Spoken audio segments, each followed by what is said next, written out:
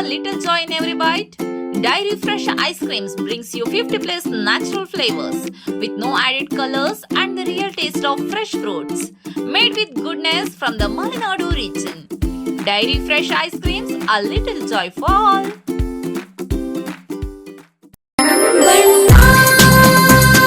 Surfa Coats. Surfa Coats. ಸರ್ಫಾ quotes ರವರ ಸುದೀರ್ಘ ಬಾಳಿಕೆಯ ಸುಂದರವೂ ಆದ ಜಲಾಧಾರಿತ ಪರಿಸರ ಸ್ನೇಹಿ ಪೇಂಟ್ಗಳನ್ನೇ ಬಳಸಿ. Surfa luxury emulsion paint, odourless, low VOC, good for health, good for earth. Surfa Coats. ನಿನ್ನೆ ವಿಧಾನಸಭಾ ಅಧಿವೇಶನದಲ್ಲಿ ರಾಜ್ಯಪಾಲರ ಮೇಲೆ ಹಲ್ಲೆ ಯತ್ನ ನಡೆದಿದ್ದು, ಘಟನೆ ಬಗ್ಗೆ ತನಿಖೆಯಾಗಿ ಘಟನೆಗೆ ಕಾರಣರಾದವರನ್ನು ಶಿಕ್ಷೆಗೆ ಒಳಪಡಿಸಬೇಕು ಎಂದು ಸಂಸದ ಬಿವೈ ರಾಘವೇಂದ್ರ ತಿಳಿಸಿದರು. ಶಿವಮೊಗ್ಗ ಜಿಲ್ಲಾ ಬಿಜೆಪಿ ಕಚೇರಿಯಲ್ಲಿ ಪತ್ರಿಕಾಗೋಷ್ಠಿ ನಡೆಸಿ ಮಾತನಾಡಿದ ಸಂಸದ ಬಿವೈ ರಾಘವೇಂದ್ರ, ಈ ವರ್ಷದ ಮೊದಲ ಜಂಟಿ ಅಧಿವೇಶನದಲ್ಲಿ ಮುಜುಗರ ಉಂಟು ಮಾಡುವಂತಹ ಘಟನೆ ನಡೆದಿದೆ. ಅಧಿವೇಶನಕ್ಕೆ ಆಗಮಿಸಿದ್ದ ರಾಜ್ಯಪಾಲರು ರಾಜ್ಯ ಸರ್ಕಾರ ನೀಡಿದ್ದ ಭಾಷಣವನ್ನು ಓದಿ ಸಂಪ್ರದಾಯಬದ್ಧವಾಗಿ ನಡೆದುಕೊಂಡಿದ್ದಾರೆ. ಭಾಷಣ ಮುಗಿಸಿ ಸದನದಿಂದ ಹೊರಗೆ ಬರುವಾಗ ರಾಜ್ಯಪಾಲರ ಮೇಲೆ ಹಲ್ಲೆ ನಡೆಸುವ ಪ್ರಯತ್ನ ನಡೆದಿದೆ. ರಾಜ್ಯಪಾಲರ ಅಂಗರಕ್ಷಕ ಮಾರ್ಷಲ್ಗಳ ಪ್ರಯತ್ನದಲ್ಲಿ ಕೊರತೆ ಆಗಿದ್ದರೆ ಊಹಿಸದಂತ ಘಟನೆ ನಡೆಯುತ್ತಿತ್ತು. ಸಿಎಂ ಸಿದ್ದರಾಮಯ್ಯನವರ ಮುಂದೆಯೇ ಎಲ್ಲಾ ಘಟನೆ ನಡೆದಿದೆ, ಆದರೆ ಅವರು ಮೂಕ ಪ್ರೇಕ್ಷಕರಾಗಿ ಕುಳಿತಿದ್ದರು. ಹಿರಿಯ ರಾಜಕಾರಣಿ ಬಿಕೆ ಹರಿಪ್ರಸಾದ್ ಅಸಭ್ಯವಾಗಿ ನಡೆದುಕೊಂಡಿದ್ದು ಅವರ ಹಿರಿಯತನಕ್ಕೆ ಇದು ಗೌರವ ತರುವುದಿಲ್ಲ. ರಾಜ್ಯ ಸರ್ಕಾರ ನೀಡಿದ ಪುಸ್ತಕದಲ್ಲಿ ಕೇಂದ್ರ ಸರ್ಕಾರವನ್ನು ಟೀಕಿಸುವ ಪ್ರಯತ್ನ ರಾಜ್ಯ ಸರ್ಕಾರ ಮಾಡಿದೆ. ರಾಜ್ಯಪಾಲರ ಬಾಯಿಲಿ ತಪ್ಪನ್ನು ಹೇಳಿಸುವ ಪ್ರಯತ್ನ ನಡೆಸಿದ್ದಾರೆ ಎಂದು ಕಾಂಗ್ರೆಸ್ ಸರ್ಕಾರದ ವಿರುದ್ಧ ಸಂಸದ ಬಿವೈ ರಾಘವೇಂದ್ರ ವಾಗ್ದಾಳಿ ನಡೆಸಿದರು. ಒಂದು ಸಣ್ಣ ಬ್ರೇಕ್ ಮುಗಿಸಿ ಸಂಸದರು ಏನಂದ್ರು ಕೇಳೋಣ ಬನ್ನಿ.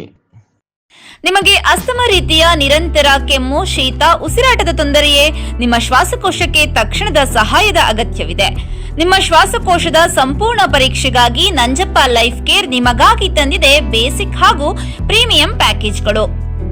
ಬೇಸಿಕ್ ಪ್ಯಾಕೇಜ್ ಕೇವಲ 1,550 ರೂಪಾಯಿಗಳು ಮಾತ್ರ. ಪ್ರೀಮಿಯಂ ಪ್ಯಾಕೇಜ್ ಕೇವಲ 2,850 ರೂಪಾಯಿಗಳು ಮಾತ್ರ. ನಿಮ್ಮ ಶ್ವಾಸಕೋಶದ ಆರೈಕೆಗಾಗಿ ತಕ್ಷಣ ಸಂಪರ್ಕಿಸಿ ನಂಜಪ್ಪ ಲೈಫ್ ಕೇರ್, ಗಾಡಿಕೊಪ್ಪ, ಸಾಗರ ರಸ್ತೆ, ಶಿವಮೊಗ್ಗ.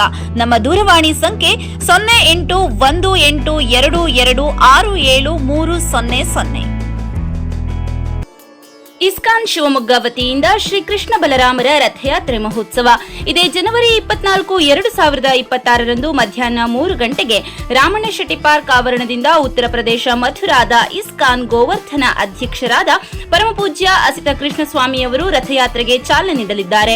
ರಥಯಾತ್ರೆಯು ಮಧ್ಯಾಹ್ನ 3:30ಕ್ಕೆ ಶಿವಮೊಗ್ಗ ನಗರದ ರಾಮಣ್ಣ ಶೆಟ್ಟಿ ಪಾರ್ಕ್, ಗಾಂಧಿ ಬಜಾರ್, ಶಿವಪ್ಪ ನಾಯಕ ವೃತ್ತ, ನೆಹರು ರಸ್ತೆ, ಗೋಪಿ ವೃತ್ತ, ದುರ್ಗಿಗುಡಿ ಮುಖ್ಯ ರಸ್ತೆ, ಜೈಲ್ ಸರ್ಕಲ್, ಕುವೆಂಪು ರಸ್ತೆ, ಶಿವಮೂರ್ತಿ ಸರ್ಕಲ್, ಮಹಾವೀರ ವೃತ್ತ ಮೂಲಕ ಎನ್ಇಎಸ್ ಮೈದಾನ ತಲುಪಲಿದೆ.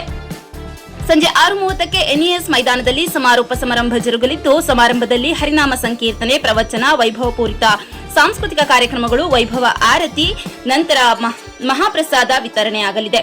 ತಮ್ಮೆಲ್ಲರಿಗೂ ಕೂಡ ಶ್ರೀ ಕೃಷ್ಣ ಬಲರಾಮ ರಥಯಾತ್ರೆಗೆ ಭಕ್ತಿಪೂರ್ವಕವಾದ ಸ್ವಾಗತ.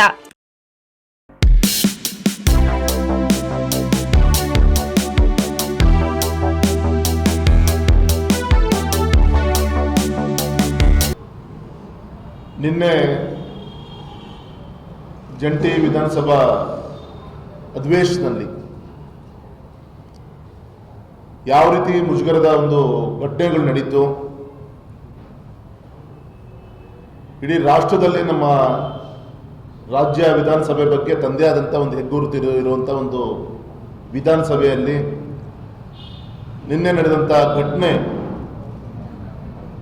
ಯಾವ ರೀತಿ ತಲೆ ತಗ್ಗಿಸುವಂಥ ಒಂದು ಘಟನೆಗಳು ಮಾಧ್ಯಮದ ಮುಖಾಂತರ ಬಿತ್ತರಣೆ ಆಯಿತು ಅಂತೇಳಿ ಇಡೀ ರಾಜ್ಯದ ಜನ ನೋಡಿದ್ದಾರೆ. ವಿಶೇಷವಾಗಿ ತಮಗೆಲ್ಲರೂ ಕೂಡ ಗೊತ್ತಿದೆ, ಘನವೆತ್ತ ರಾಜ್ಯಪಾಲರು ರಾಜ್ಯದಲ್ಲಿ ಒಂದು ಸಂವಿಧಾನಿಕವಾದಂಥ ಬಿಕ್ಕಟ್ಟಿಗೆ ಅವಕಾಶವನ್ನು ಮಾಡಿಕೊಡ್ಬಾರ್ದು ಅಂಥೇಳಿ ಜಂಟಿ ಅಧಿವೇಶನಕ್ಕೆ ಆಗಮಿಸಿ ಸರ್ಕಾರ ಏನು ಸಿದ್ಧಪಡಿಸಿದೆ ಆ 2 ಸಾಲುಗಳನ್ನು ಓದಿ ಹಿಂದಿಂದ ನಡೆದು ಬಂದಂಥ ಒಂದು ಸಂಪ್ರದಾಯಕ್ಕೆ ಕೊರತೆ ಆಗದ ರೀತಿಯಲ್ಲಿ ನಡೆದುಕೊಂಡಿದ್ದು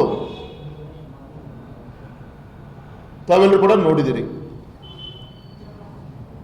ಆದರೆ ಭಾಷಣವನ್ನು ಮುಗಿಸ್ಕೊಂಡು ಅವರು ಹೊರಗಡೆ ಬರಬೇಕಾದಾಗ